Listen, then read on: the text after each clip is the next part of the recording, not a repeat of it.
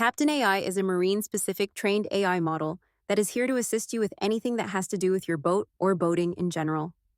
After you've entered all the information on your boat, CaptainAI will use this information to assist you. Now, when you look at the dashboard at the top section, you have the CaptainAI panel. There are 3 ways in which you can engage CaptainAI. You can use your camera, where you can take a photo of whatever issue that you want to engage CaptainAI with, or you can upload an image and then ask CaptainAI about it. In this case, when I select this particular photo, I can ask CaptainAI what the issue has to do with my boat. For instance, I can say, "What type of engine is this?" CaptainAI processes this information and gives me a response.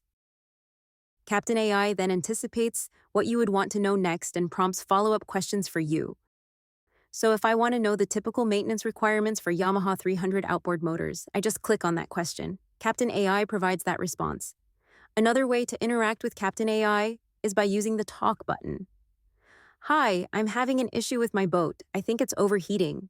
CaptainAI then provides that answer. When all is done, you can give a thumbs up or a thumbs down based on your answer to help train CaptainAI to be more precise.